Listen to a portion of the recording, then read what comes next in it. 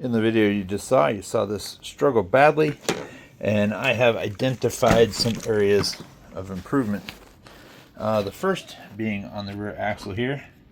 We have two screws and basically a flat plate here that can catch. That's bad. So this will be an easy skid plate. It'll just go right across here and tuck in. The front one's a little more difficult. The back one's plastic. It slides pretty easy. The front one's metal. Metal slides as long as there's no points. So this third member here is brass, and it does take care of this issue here, that the flat plate has no ramping whatsoever. It's just hit and stop. This one is skid plate ramped already slightly. That's not the place that is causing the problem. It's the flat part of the front here with the trail logo on it. If this comes in direct contact with the rock, you saw it stopping the entire truck. So we're going to build a plate that goes back slightly and yet curves up, and it's going to be a gentle ramping up to here. And what I'd like it to do is at full compression, I want it to barely touch this front bumper area that I have, and that way it'll have some support, but not a tremendous amount. It doesn't need to have a lot. It basically just needs to be a ramp that will slide up and over rocks. So the lip of it may actually come up slightly past the front of this, because I want it to be able to slide over something if it encounters an obstacle.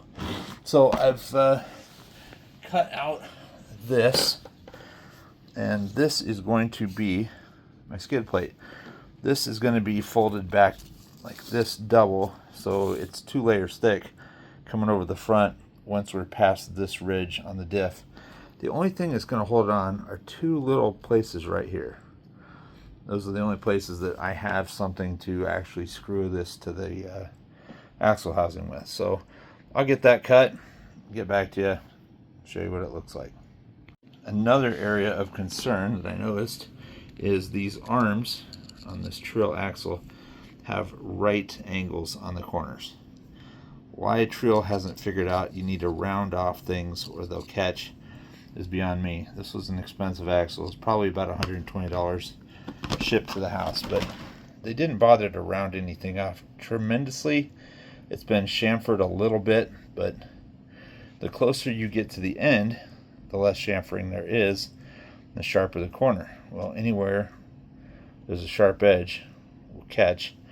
It'll stop your progress. So I'm just gonna round those out a little bit too.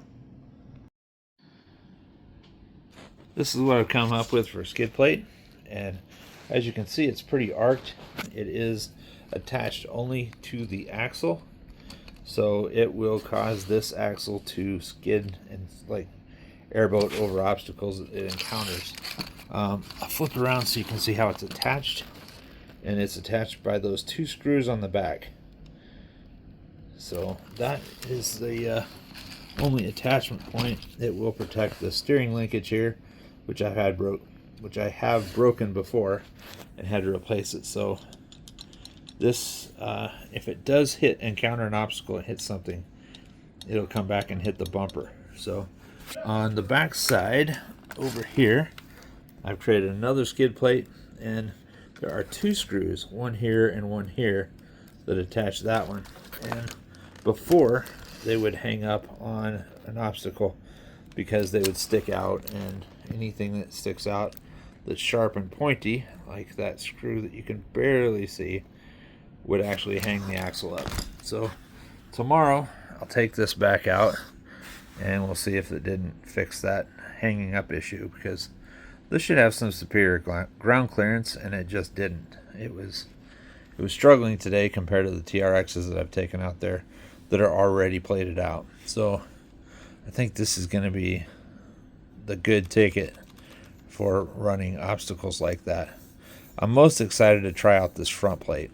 So with it being rounded, there's no chance it can hang up on something unless it hits the dead front edge of this, which in that case it would have stopped the truck anyway. So looking forward to it. We'll see you in the next video.